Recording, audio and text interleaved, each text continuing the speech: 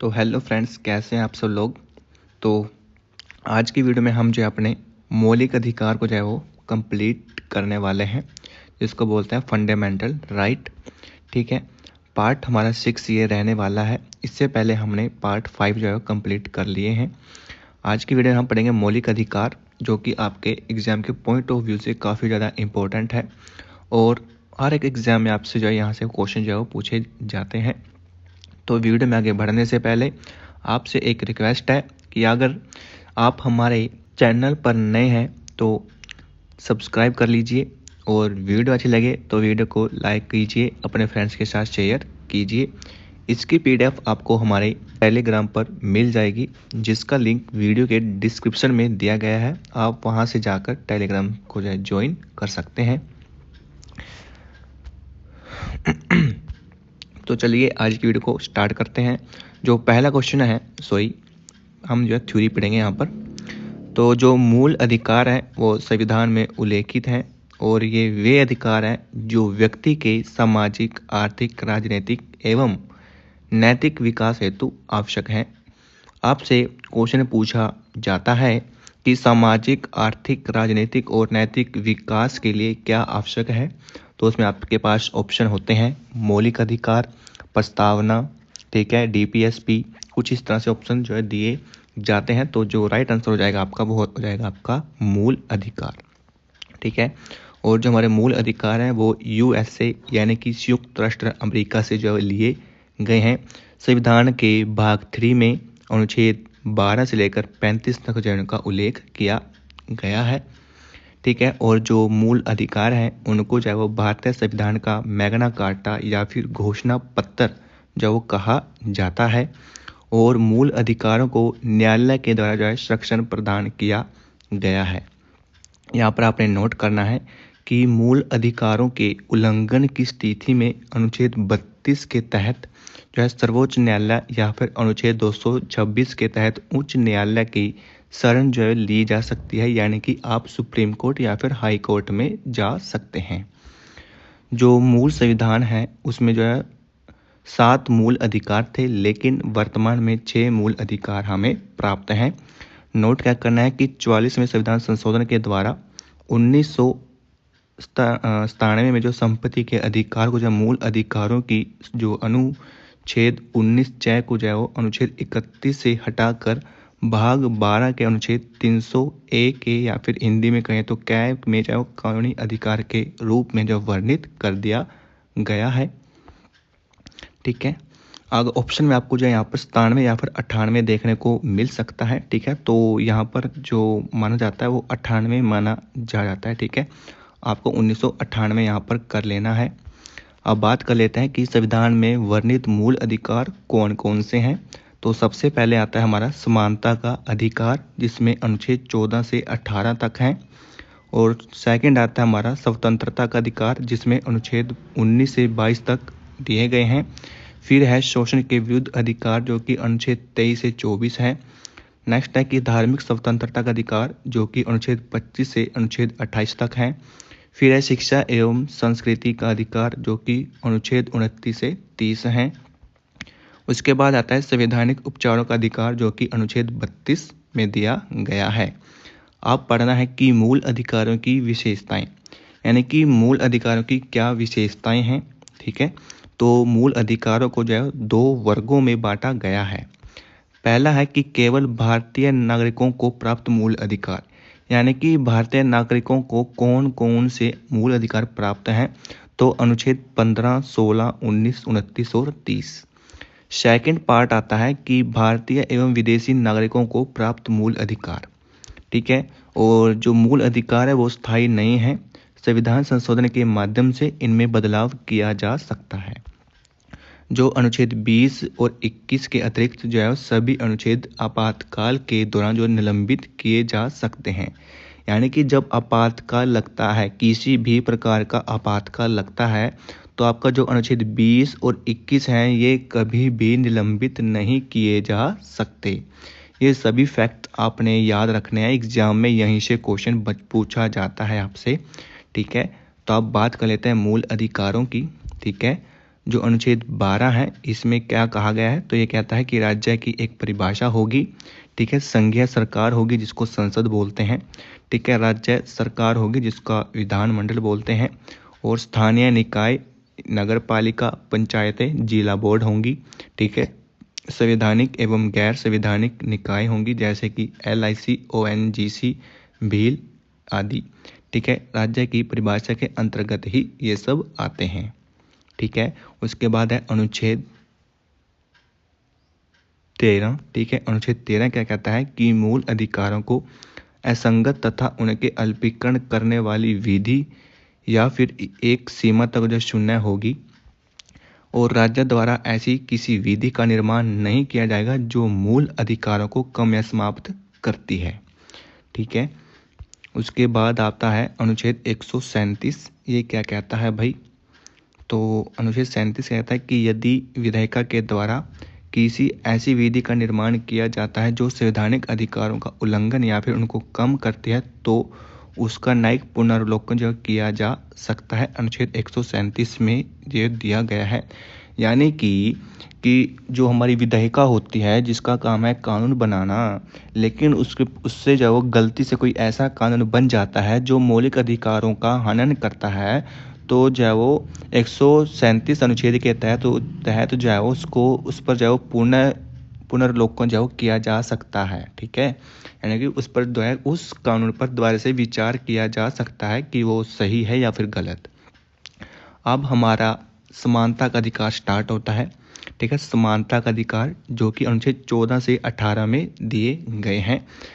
तो अनुच्छेद 14 क्या कहता है, अनुच्छेद 14 में कहा गया है कि भारत के राज्य क्षेत्र में किसी भी व्यक्ति को विधि के समक्ष समानता या फिर विधियों के समान संरक्षण से जो है वंचित नहीं किया जा सकता। विधि के समक्ष समानता, विधि के समक्ष समानता का अर्थ है कि कानून के आगे सभी व्यक्ति समान हैं, कोई भी छोटा बड़ा अमीर गरीब, ठीक है, नहीं है, सभी को समान माना गया है। अब है कि विधियों के समान संरक्षण, ठीक है, यानी कि इसमें कहा गया है कि कानून सभी पर लागू होंगे, ठीक है, ठीक है। और जो है कानून को जो है सभी लोगों को मानना पड़ेगा, ठीक है। अब बात कर लेते हैं कि विधि के समक्ष समानता का क्या अर्थ है, ठीक है। तो यह एक जो है नकारात्मक अवधारणा है, इसे जो है ब्रिटिश संविधान से जो लिया गया है। इसका अर्थ है कि विधि की नज़र में सभी व्यक्ति समान हैं। विधि का मतलब होता है लॉ, यानी कि कानून। कानून की नज़र में सभी क्या है, समान हैं, सभी व्यक्ति, चाहे कोई अमीर हो गरीब हो। अब है कि विधियों का समान संरक्षण, और यह एक क्या है, यह एक सकारात्मक अवधारणा है। राज्यों को यह सुनिश्चित करना होगा कि समान के साथ समान तथा असमान के साथ असमान व्यवहार किया जाए, और इसे जो है USA से लिया गया है। विधियों के समान संरक्षण का अर्थ है कि अगर कोई समान कर रहा है तो उसके साथ समान किया जाए, अगर कोई गलत कर रहा है तो उसके साथ गलत व्यवहार किया जाए, ठीक है। इस तरह से 14 हमारा यहाँ पर कंप्लीट होता है, लेकिन इससे रिलेटेड कुछ अपवाद भी हैं, यानी कि राष्ट्रपति तथा राज्यपाल को पद के दौरान जो है गिरफ्तारी से संरक्षण प्राप्त है, यानी कि जो राष्ट्रपति है और जो राज्यपाल हैं उनको कभी भी गिरफ्तार नहीं किया जा सकता जब तक वे अपने पद पर हैं। उसके बाद है कि सांसदों एवं विधायकों को और विदेशी राजनयिकों को, ठीक है जी, यानी कि सांसदों को, विधायकों को या फिर जो विदेशी राजनीतिक होते हैं उनको कभी भी गिरफ्तार नहीं किया जा सकता। अब है अनुच्छेद 15। अनुच्छेद 15 क्या कहता है कि मूल धर्म, जाति, लिंग या फिर जन्म स्थान के आधार पर प्रतिषेध, यानी कि किसी नागरिक के खिलाफ केवल धर्म, मूल वंश, जाति, लिंग, जन्म स्थान के आधार पर विभेद नहीं किया जाएगा, यानी कि सभी व्यक्तियों को समान माना जाएगा। किसी भी व्यक्ति के साथ धर्म के आधार पर, जन्म के आधार पर, मूल वंश के स्थान पर जो किसी भी स्थान का कोई भेदभाव नहीं किया जाएगा। और दुकानों, सार्वजनिक भोजनालयों, होटलों, सार्वजनिक मनोरंजन के स्थानों पर, कुओं में, तालाबों में, स्नान घाटों, सड़कों आदि से जाओ वंचित नहीं किया जाएगा, ठीक है। उसके बाद अनुच्छेद 15(4), ठीक है। 15 का सब पार्ट है 4। इसमें कहा गया है कि 1515 को कि प्रथम संविधान संशोधन के द्वारा 1951 में इसको जोड़ा गया था। इसमें राज्य के विभिन्न संस्थाओं में जैसे कि SC ST OBC के लोगों को जो है वो सीटों में आरक्षण जो है वो दिया गया है। ठीक है। अब ये सब पार्ट आपको जो है कोई नहीं पढ़ाता। ठीक है। तो ये वीडियो जो आपके लिए काफ़ी ज़्यादा इंपॉर्टेंट हो जाते हैं, क्योंकि इसमें हम जो इम्पोर्टेंट जो सब पार्ट्स हैं उनको भी जो यहाँ पर कवर करेंगे, जो कि आपके एग्जाम में पूछे जाते हैं। अनुच्छेद 15 का जो सब पार्ट 5 है उसमें कहा गया है कि 93 जो है संविधान संशोधन के द्वारा, जो कि 2005 में जो जोड़ा गया था, इसमें कहा गया है कि केंद्रीय शैक्षणिक संस्थान अधिनियम 2006 में जो कि IIT IIM में OBC को जो है 27% आरक्षण जो है दिया जो है प्रदान किया गया है। ठीक है। आपसे पूछा जाता है कि IIT में IIM में जो OBC को कितना प्रतिशत आरक्षण दिया गया है, तो आ जाएगा 27। उसके बाद आता है हमारा अनुच्छेद 16। अनुच्छेद 16 में कहा गया है कि लोक नियोजन में अवसर की समानता, यानी कि सभी को समान अवसर दिए जाएंगे, कोई अमीर है गरीब है। ठीक है। और यानी कि राज्य के अधीन किसी भी सेवा में किसी भी व्यक्ति को केवल धर्म, मूल वंश, जाति, जन्मस्थान के आधार पर विभेद नहीं किया जाएगा। और 103वें संविधान संशोधन के द्वारा 2019 में आर्थिक रूप से पिछड़े वर्गों के लोगों को 10% आरक्षण का जो प्रावधान किया गया है। ठीक है। आपसे जो लोग क्या करते हैं कि अनुच्छेद 16 पढ़ा देंगे और आपको बता देंगे कि लोक नियोजन में अवसर की समानता, लेकिन आगे कौन बताएगा भाई। ठीक है। जैसे कि ये पूछ लिया कि 103वां संविधान संशोधन में क्या कहा गया है, तो इसमें क्या कहा गया है कि जो पिछड़े वर्ग हैं उन लोगों को जो है 10% आरक्षण जो है दिया जाएगा। ठीक है। अब ये मंडल आयोग भी पूछ लिया जाता है आपसे। ठीक है। कि मंडल आयोग कब बना था, किस उसका कार्य क्या था। ठीक है। तो ये सब पढ़ाऊंगा भाई डिटेल के साथ। ठीक है। तो इसलिए जो है वो चैनल को सब्सक्राइब कर लें, वीडियो को लाइक कर दें, अपने फ्रेंड्स के साथ शेयर कर दें। तो मंडल आयोग को जो है वर्ष 1979 में जो है वो गठित किया गया था। ठीक है। और इस आयोग ने क्या किया, जनसंख्या के आधार पर 52% भाग को जो है पिछड़ा माना है। और 1990 में वी मंडल सरकार के द्वारा अन्य पिछड़े वर्गों के लोगों को जो 27% आरक्षण का जो प्रावधान किया गया। लेकिन 77वें संविधान संशोधन के द्वारा 16(4) के ए पार्ट को जो जोड़ा गया, जिसमें SC ST के लिए जो पदोन्नति में आरक्षण की व्यवस्था की गई। ठीक है। और भारतीय संविधान में OBC में जो क्रीमी लेयर श्रेणी को आरक्षण जो नहीं दिया जाता। क्रीमी लेयर की सीमा क्या है, 8 लाख वार्षिक है। ठीक है। तो ये सब आपने पढ़ना है भाई। ठीक है। जब भी आप फॉर्म भरते हो ना, तो उसमें आपसे पूछा जाता है कि OBC आप किस में आते हो, क्रीमी लेयर में या फिर नॉन क्रीमी लेयर में। ठीक है। तो क्रीमी लेयर की जो सीमा क्या है, 8 लाख वर्ष है। ठीक है। यानी कि जिसकी 8 लाख से ऊपर आय होगी ना, उसको आरक्षण नहीं दिया जाएगा। ठीक है। तो आपने इसमें क्या क्या याद रखना है, तो मंडल आयोग कब बना।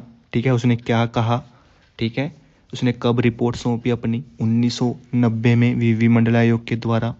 ठीक है। फिर उसके बाद 77वां संविधान संशोधन हुआ, जिसमें 16(4) में क्या कहा गया है कि SC ST की जो है आरक्षण की व्यवस्था की गई। फिर उसके बाद OBC क्रीमी लेयर। ठीक है। तो आप पढ़ते हैं हम अनुच्छेद 17। अनुच्छेद 17 क्या कहता है, इसमें कहा गया है अस्पृश्यता का अंत, यानी कि अनुच्छेद 17 के तहत किसी भी रूप में छुआछूत का अंत जब किया गया है।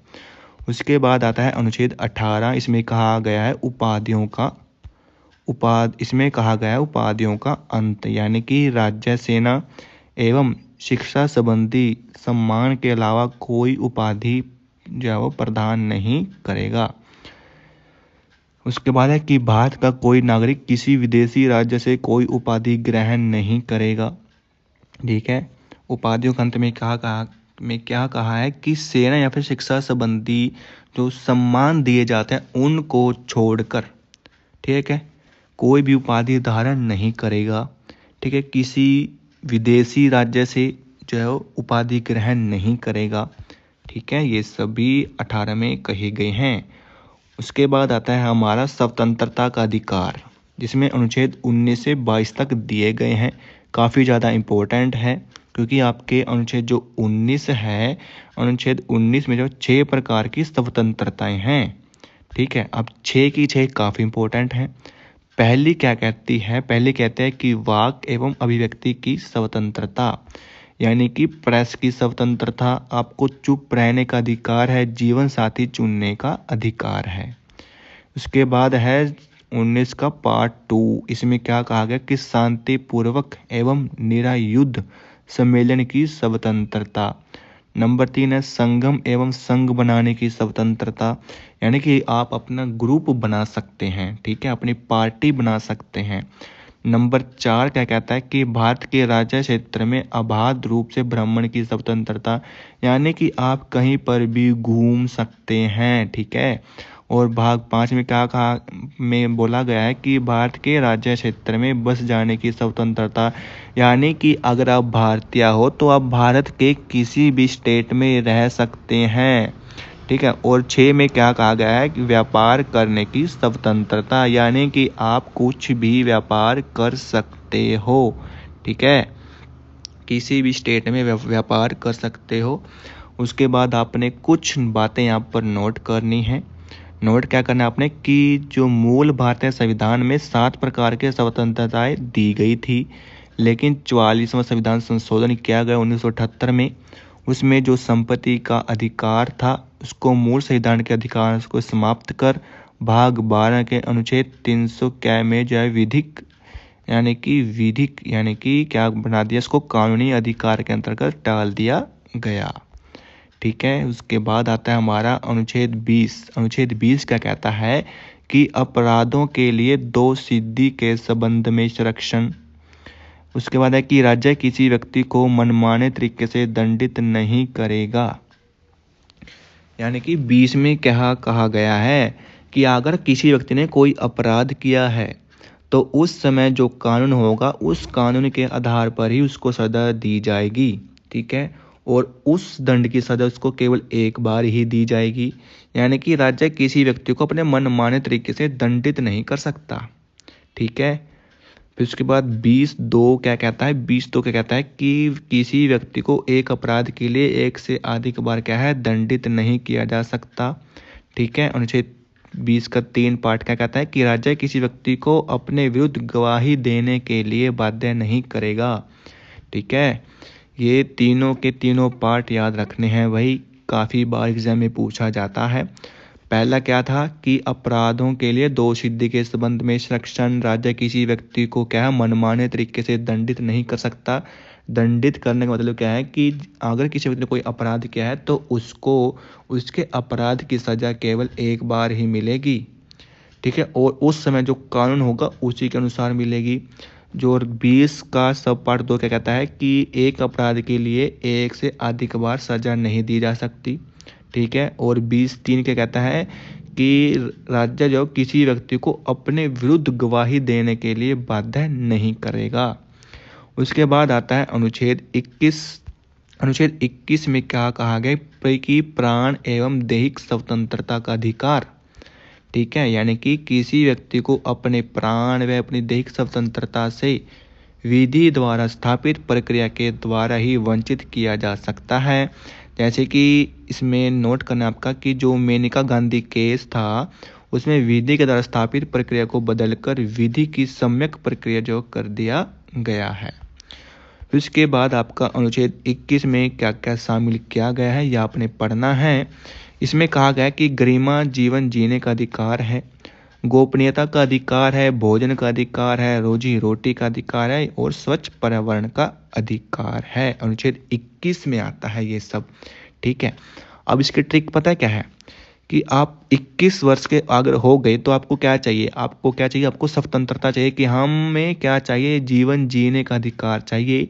ठीक है, उसमें आपको क्या है अपनी बातें प्राइवेट भी रखनी है, यानी कि गोपनीयता का अधिकार है। भोजन का अधिकार, आपको भोजन भी चाहिए भाई, जवान हो रहे हैं। ठीक है, तो खाना पीना भी पड़ेगा ताकि बॉडी शोडी बने। ठीक है, रोजी रोटी का अधिकार है। उसके बाद आपका स्वच्छ पर्यावरण का अधिकार है, भैया आपको स्वस्थ रहना तो आपको क्या चाहिए? स्वच्छ पर्यावरण चाहिए। ठीक है, तो इस तरह से ट्रिक बनाकर आप याद कर सकते हैं। उसके बाद नेक्स्ट पे चलते हैं, अनुच्छेद 21 का पार्ट आता है कै, इंग्लिश में कहे तो ए। ठीक है, इसमें क्या कहा गया है कि इस अनुच्छेद को जो है वो 86वें संविधान संशोधन के द्वारा 2002 में जोड़ा गया था। ठीक है, इसमें 21 में क्या है, 21A का यानी कि सूचना पाने का अधिकार है, विदेश जाने का अधिकार है। भाई आप जवान हो गए तो आपको सूचना भी मिलनी चाहिए ना कि क्या चल रहा है देश में, आपको विदेशों में भी जाना है। ठीक है, उसमें क्या कहा गया कि 6 से 14 वर्ष तक की सभी बच्चों को क्या प्रारंभिक शिक्षा एवं अनिवार्य शिक्षा भी जो है मिलनी चाहिए। ठीक है ना। अब आता है अनुच्छेद 22 में क्या कहा है कि कुछ दशाओं में गिरफ्तारी के संबंध में संरक्षण। ठीक है, किसी सामान्य व्यक्ति को सामान्य दंड विधि के अधीन गिरफ्तार किए जाने पर निम्नलिखित अधिकार प्राप्त हैं, यानी कि गिरफ्तारी का कारण जानने का अधिकार है।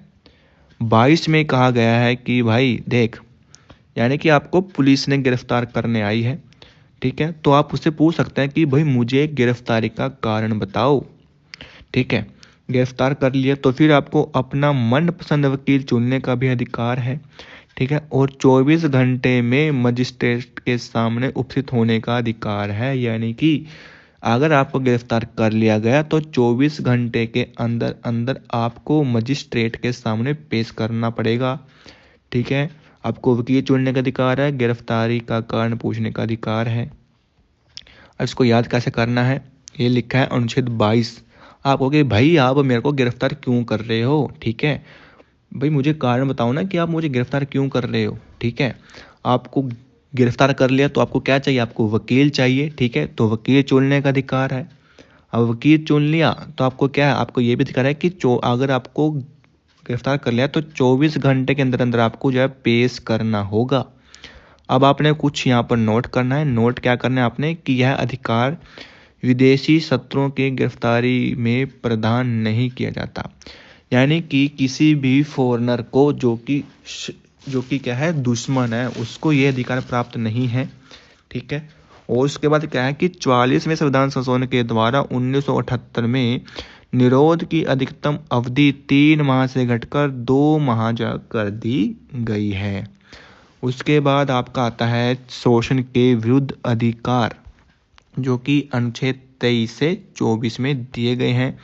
तो अनुच्छेद 23 क्या कहता है भाई, अनुच्छेद 23 कहता है कि मानव दुर्व्यापार, बेगार, बलात्, श्रम का प्रतिषेध आदि का कोई भी उल्लंघन अपराध माना जाएगा और इसके लिए विधि के द्वारा दंडित भी किया जाएगा।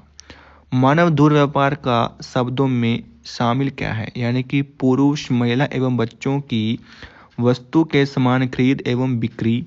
ठीक है, महिलाओं एवं बच्चों का अनैतिक दुर्व्यापार एवं वेश्यावृत्ति या फिर देवदासी एवं दास।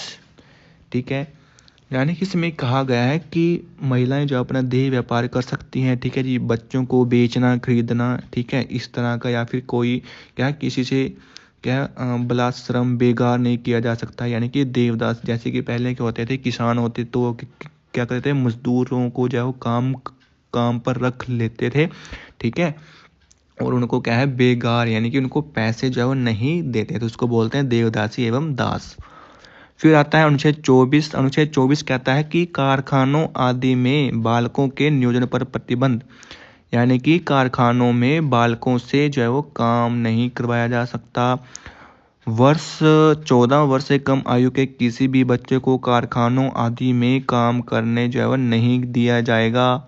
ठीक है जी, अगर कोई ऐसा करता है तो उसको क्या दी जाएगी, सजा दी जाएगी। यह अनुच्छेद खतरनाक व्यवसायों में बच्चों के नियोजन पर प्रतिबंध लगाता है और इस प्रावधान का उल्लंघन करने पर 2 वर्ष की सजा तथा 50,000 रुपये का जुर्माना भी लग सकता है। उसके बाद आता है धार्मिक स्वतंत्रता का अधिकार, जो कि 25 से 28 अनुच्छेद में दिए गए हैं। तो अनुच्छेद 25 क्या कहता है, अनुच्छेद 25 कहता है कि अंतकरण की ओर धर्म को अबाध रूप से मानने, आचरण, प्रचार करने की स्वतंत्रता। ठीक है जी, यानी कि कोई भी व्यक्ति किसी भी धर्म का आचार प्रचार कर सकता है। ठीक है, जैसे कि सिख होते हैं जैसे कि सिख है तो उनको क्या है कृपा दान करने का अधिकार है। ठीक है जी, हिंदुओं में जैन, बौद्ध, सिख शब्द जो 12 शब्द जो है सम्मिलित हैं। उसके बाद क्या है आता है आपका अनुच्छेद 26। अनुच्छेद 26 में में बोला गया है कि धार्मिक कार्यों के प्रबंधन की स्वतंत्रता, यानी कि आप धार्मिक कार्य कर सकते हैं, ठीक है जी, जैसे कि जागरण वगैरह, पूजा पाठ, ठीक है, यानी कि लोक व्यवस्था, सदाचार और स्वास्थ्य के अधीन रहते हुए धार्मिक प्रयोजनों के लिए संस्थाओं की स्थापना करना, धार्मिक कार्य का प्रबंधन करना, जंगम एवं सदावर संपत्ति का अर्जन एवं स्वामित्व एवं ऐसी संपत्ति का विधियों के अनुसार जो है प्रशासन करना।